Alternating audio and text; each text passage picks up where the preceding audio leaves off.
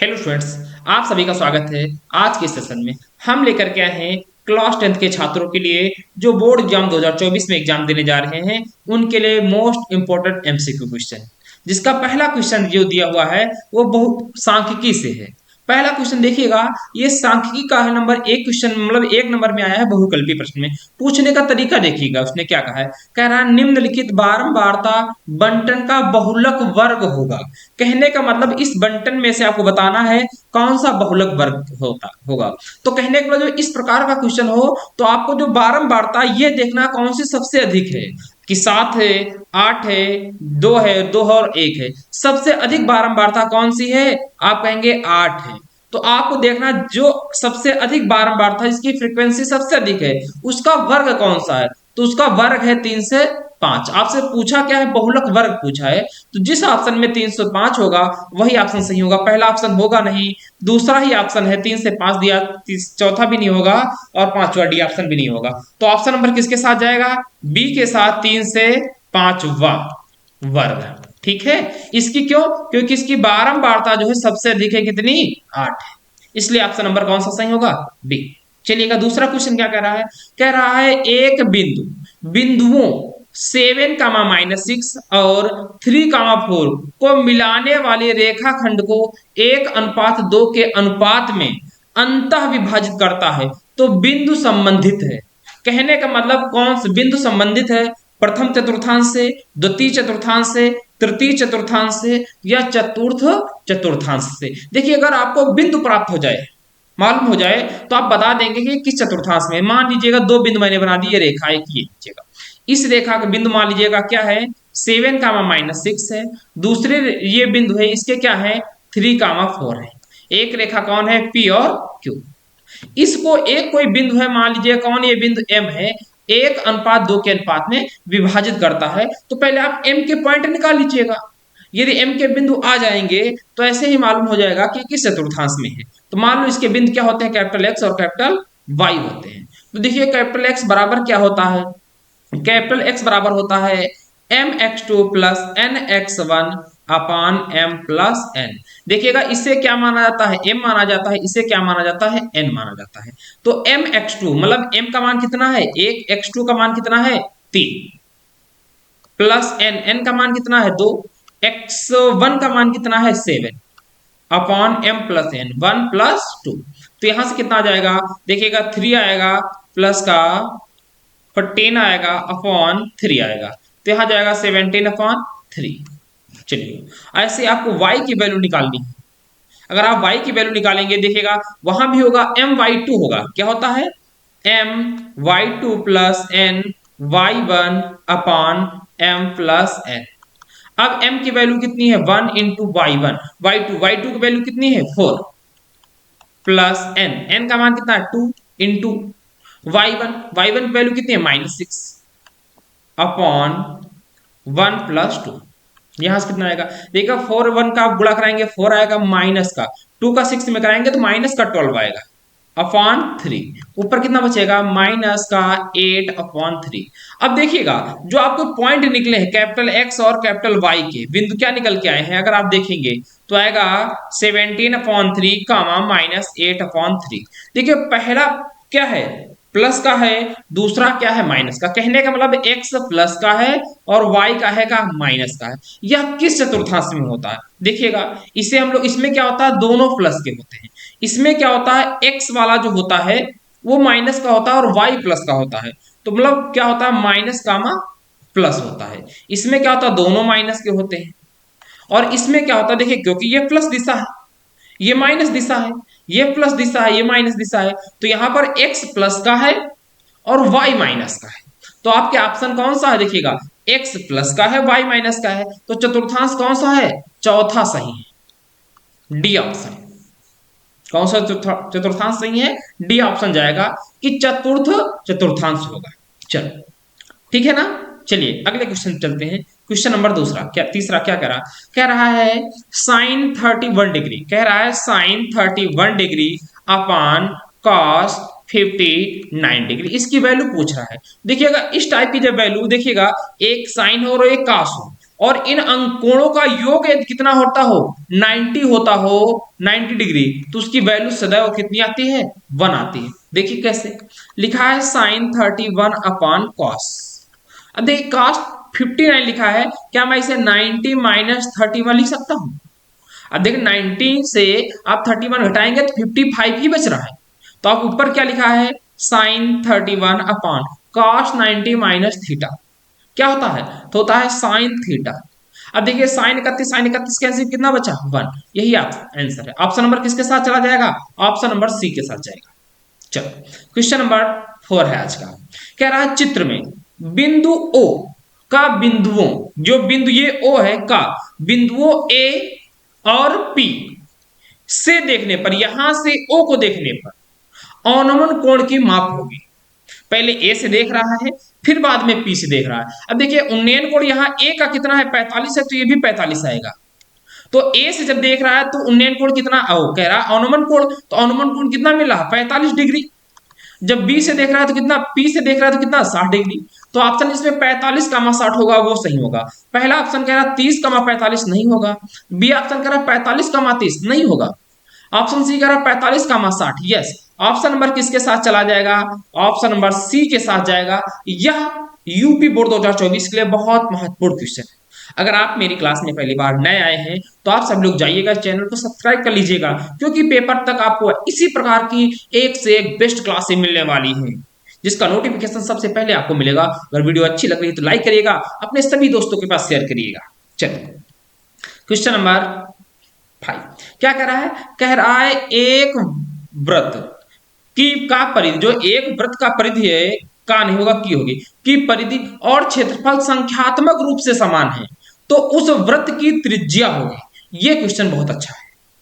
देखिएगा आपको लगेगा यहां दिया ही कुछ नहीं है, एक कोई वृत्त है, ये लो वृत्त है, वृत्त की जो परिधि होती है, आप क्या लिखेंगे, वृत्त की परिधि, परिधि कितनी, मान लो त्रिज्या इसकी मान लेते हैं क्या, त्रिज्या मान लिया हमने r है, तो परिधि क्या होगी, 2 पाई r। और कह रहा है क्षेत्रफल, वृत्त का क्षेत्रफल क्या होता है, पाई आर स्क्वायर। क्वेश्चन में क्या है, संख्यात्मक रूप से समान है। आप यहां लिखेंगे, आप देखो ये सब आपको करना नहीं है, वहां तो बहुविकल्पी है, एमसीक्यू का क्वेश्चन है, आपको तो ऑप्शन टिक करना है। तो लेकिन फिर भी यदि एक नंबर में आ जाता है लगाने को, तो कैसे, आप 2 नंबर में आ जाएगा लगाने को, तो कैसे लगाएंगे। कह रहा है प्रश्नानुसार, कह रहा है दोनों वैल्यू ये समान है, ये वाली, तो 2 पाई आर बराबर पाई आर स्क्वायर, तो पाई से पाई कैंसिल, एक आर से एक आर कैंसिल, यहां क्या बचा रहे, यहां क्या 2 बराबर आर। तो कह रहा था त्रिज्या, वृत्त की त्रिज्या होगी कितनी, 2 मात्रक। ऑप्शन नंबर कौन सा सही है, पहला ए वाला, ठीक है। तो आर की वैल्यू कितनी आई, 2 मात्रक, यही ऑप्शन सही। चलो क्वेश्चन नंबर 6 है आज का। कह रहा है एक ठोस धातु के घनाभ जिसकी विमाएं 9 metre into 8 metre into 2 metre है, को पिघलाकर 2 मीटर कोर के घन बनाए गए हैं, इस प्रकार बने घनों की संख्या होगी। एक बात को याद रखिएगा, जब कभी भी किसी एक को पिघला करके कोई दूसरा आकृति बनाई जा रही हो, तो याद रखिएगा उन दोनों की बराबर क्या होगी, उनका आयतन जो होता है सदैव और सदैव बराबर होता है। पहली बात, यदि आपसे पूछ ले कोई एक को पिघलाया जा रहा, मान लो घनाभ को पिघला करके घन बनाया जाता हो, उसकी भुजा पूछ ले, तो क्या होगा, घनाभ का आयतन बराबर घन का आयतन होगा। यदि कह दे कि एक घनाभ को बड़ा, किसी घनाभ को पिघला करके छोटे छोटे घन बनाए जा रहे हैं, तो उनकी संख्या पूछ ले, तो देखिए संख्या बराबर क्या होता है, जो मुख दिया हो, जिसको पिघलाया गया हो, बटे जिसको बनाया गया हो, उनके क्या होते हैं, आयतन होते हैं। तो यहां पर कह रहा है एक ठोस घनाभ जिसकी विमाएं इतनी है, तो आपको निकालना है घनाभ का आयतन। क्या निकालेंगे आप लोग, घनाभ का आयतन। आयतन क्या होता है, LBH। लंबाई कितनी है, 9 इंटू 8 इंटू 2 मीटर, सारे क्यूब हो जाएगा, ठीक है। तो 9 8 72 दूना 144 मीटर। अब बनाया क्या जा रहा है, को पिघलाकर घन बनाया जा रहा है। घन की भुजा कितनी है, कोर, कोर मतलब भुजा 2 मीटर है, तो लिखोगे घन का आयतन, तो वही आएगा LBH। कोर भुजा है भाई घन की, तो 2 इंटू 2 इंटू 2 कितना आएगा, 8 मीटर क्यूब। अब आपसे पूछ क्या रहा है, घनों कितने घन बनाए जाएंगे, कह रहा है इस प्रकार बने घनों की संख्या। तो घनों की संख्या बराबर लिख लोगे आप, घनों की संख्या बराबर क्या हुआ, लिखोगे घनाभ का आयतन बटे घन का आयतन, घनाभ का v बटे घन का v। घनाभ का v कितना है 144 अपान कितना आएगा 8। देखो इसका भी मात्रक क्या था मीटर क्यूब, इसका भी मात्रक क्या था metre cube, metre cube cancel हो जाएगा।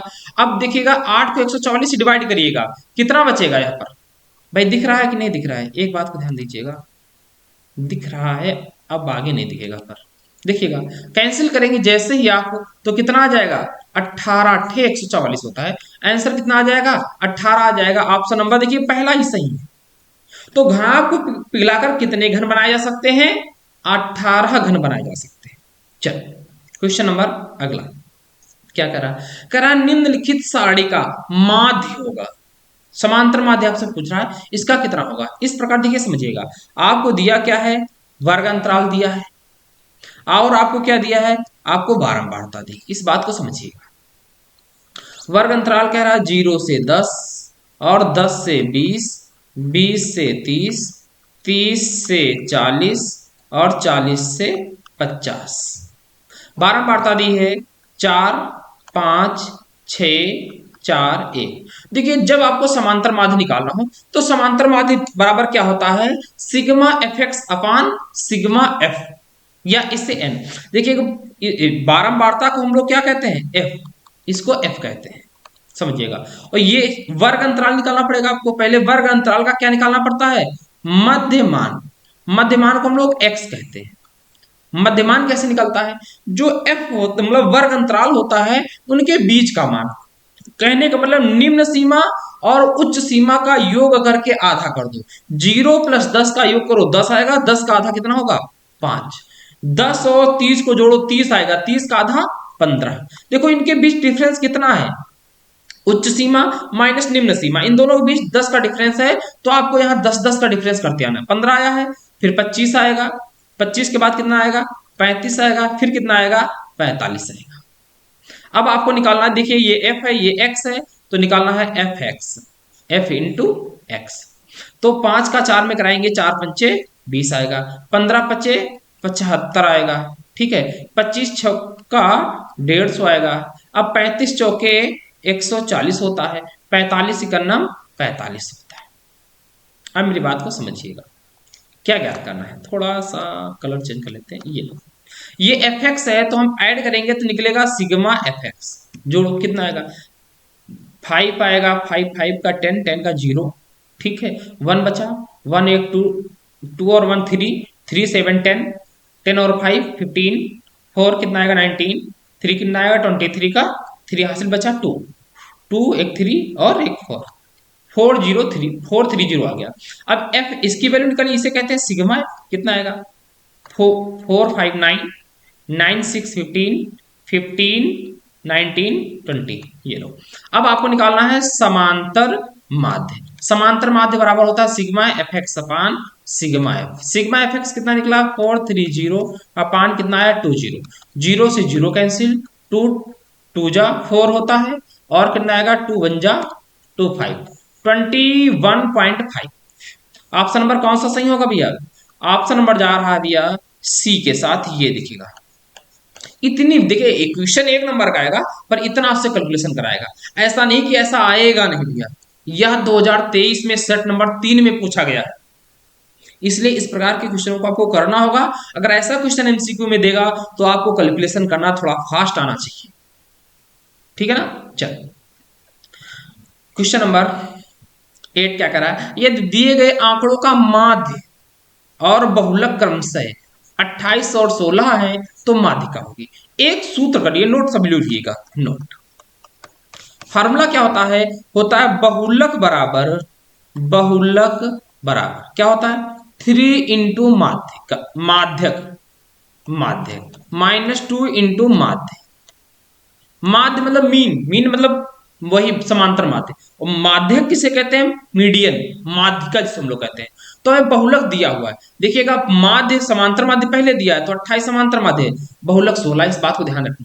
ठीक है, तो बहुलक कितना है 16, 16 बराबर 3 इंटू माध्य, माध्य का पूछ ही रहा है, ये लो इसे m मान लेते हैं, -2 इंटू माध्य, समांतर माध्य कितना दिया 28, 16 बराबर 3m माइनस इसका कराएंगे कितना आएगा 56, तो 3m इक्वल कितना आएगा 16 प्लस 56, ऐड करेंगे कितना आ जाएगा 6 6 12 आ जाएगा, 1 बचा, 5 एक 6, 6 एक 7, तो 3m इक्वल 72, m इक्वल कितना आ जाएगा 72/3, डिवाइड करेंगे 2 हो जाएगा और 4 जाएगा।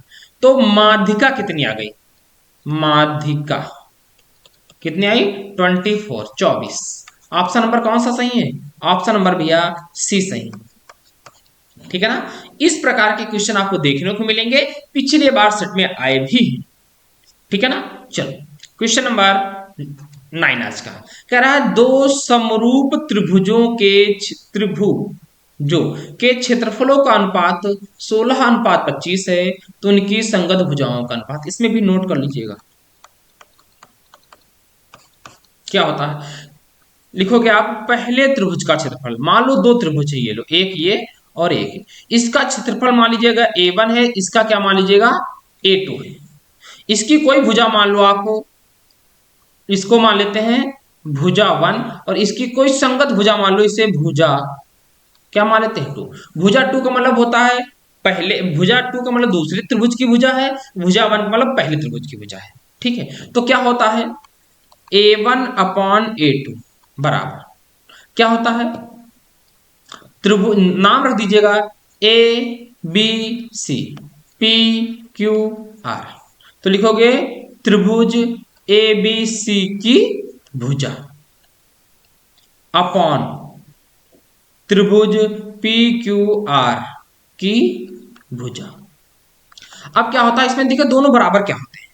अगर मैं आपसे कहूं, देखिए इसमें होता क्या है, यदि भुजाओं का हम वर्ग कर दें तो क्या होता है क्षेत्रफल के बराबर होता है अनुपात की। तो अब देखो क्षेत्रफल का अनुपात दिया है कितना 16/25, और क्या कह रहा था उनके भुजाओं संगत भुजाओं का अनुपात बताओ। तो यहां से अगर मैं स्क्वायर हटाऊंगा तो इसकी भुजा मान लो यहाँ कौन ए बी, इस यहाँ क्या आएगा पी क्यू, तो इनका क्या हो जाएगा स्क्वायर। हमें निकालना क्या है A B upon P Q, तो A B upon P Q करेंगे तो इधर क्या लग जाएगा रूट 16 अपान कितना आएगा 25, तो बाहर कितना आएगा 4/5, यही भुजाओं का अनुपात हो जाएगा 4/5, ये आएगा। ऑप्शन नंबर कौन सा सही होगा बी। इस बात को याद रखना कि त्रिभुज के क्षेत्रफल जो होते हैं, त्रिभुजों के क्षेत्रफलों का अनुपात बराबर संगत भुजाओं के वर्ग के बराबर होता है, संगत भुजाओं के अनुपात के वर्ग के बराबर होता है। तो कहने का मतलब जो भी क्षेत्रफल का अनुपात दिया हो और भुजा का अनुपात पूछे तो उसका वर्गमूल निकाल दीजिएगा। यदि संगत भुजाओं का क्षेत्र अनुपात दिया हो और क्षेत्रफलों का अनुपात पूछे तो सीधा स्क्वायर कर दीजिएगा। आपसे मैं कह दूं कि एक दो समरूप त्रिभुज हैं जिनके क्षेत्रफलों का अनुपात में कह दूं, जैसे आपसे 36 अनुपात कितना कह दूं 144 है, तो उनकी भुजाओं का अनुपात, तो 36 का कितना आएगा 6, 144 का कितना आएगा 12, तो 6:12 हो जाएगा। अगर मैं कह दूं उनकी भुजाओं का अनुपात 6:12 है तो क्षेत्रफलों का अनुपात बताओ, तो 36:144। इस बात को आपको याद रखना। चलो क्वेश्चन नंबर 60 आज का लास्ट क्वेश्चन है, कह रहा है निम्नलिखित बारंबारता बंटन का माध्यिका वर्ग ज्ञात कीजिएगा। एक बात समझिए मेरी बात को, बहुत आसानी से इसे बता लेंगे और अच्छा क्वेश्चन भी है। आपको दिया है पहले 0 से 10, 10 से 20 और 20 से 30, 30 से 40 और 40 से 50, और बारंबारता कितनी दी है 4, 5, 13, 20 और 8। देखो आपको संचयी बारंबारता निकालनी पड़ेगी, संचयी बारंबारता, बिना संचयी बारंबारता के आप माध्यक वर्ग नहीं बता सकते हैं। तो संचयी बारंबारता यहाँ 4 है तो यहाँ भी 4 आएगा, 4 और 5 इसको ऐड करो कितना आएगा 9 आ जाएगा, 9 और 13 को जोड़ेंगे कितना आ जाएगा 22 आएगा, फिर 20 को ऐड करेंगे कितना आ जाएगा 20 को भाई ऐड करेंगे 20 को तो कितना आएगा 42 आ जाएगा, 8 को ऐड करेंगे तो 50 आ जाएगा। तो यहाँ टोटल वैल्यू 50 आई है और 50 का आधा कर दीजिएगा, ये n/2 करना है ना हमें, तो यहाँ आएगा 25। अब 25 देखिएगा किसके पास है, संचयी बारंबारता में जिसके पास होगा वही वर्ग अंतराल आ जाएगा। तो देखिएगा इसके पास 4 पद है, ये हो नहीं सकता, ये हो नहीं सकता, इसके पास 22 पद है, तो 25वां पद इसके पास है 42 वाले के पास। तो वर्ग अंतराल कौन सा, ये वाला है 30 से 40। ऑप्शन नंबर कौन सा, 30 से 40। ऑप्शन नंबर भैया बी के साथ जा रहा है। ठीक है, ऑप्शन नंबर कौन सा सही है, बी। इस बात को रखना, 30 से 40 वाले इस वाले वर्ग अंतराल की जो माध्यिका होगी वो 25 होगी। यही आंसर आपका है, ऑप्शन नंबर बी के साथ जा रहा है। ठीक है दोस्त, फिर मिलते हैं अगली क्लास में। यदि ये क्लास आपको अच्छी लगी, देखिएगा एक बात को समझिएगा, आपके पास समय कम है, आपको प्रत्येक टॉपिक से उन चुनिंदा क्वेश्चनों को पढ़ना है जिस टॉपिक से पेपर में क्वेश्चन प्रत्येक बार पूछा जा रहा है। मैं कोशिश करूंगा उन्हीं टॉपिकों से वैसे ही क्वेश्चन ढूंढ लाने की कोशिश करूंगा। इसलिए आप सभी लोग मेरे साथ पेपर तक बने रहिएगा। मैं आप कोशिश करूंगा आपको ज्यादा से ज्यादा ऐसे क्वेश्चन लाऊं जो पेपर में हूबहू या उस प्रकार से छपने वाले हों या मिलने वाले हों। ठीक है ना, चलिएगा फिर मिलते हैं अगली क्लास में। तब तक के लिए दोस्तों, जय हिंद, जय भारत।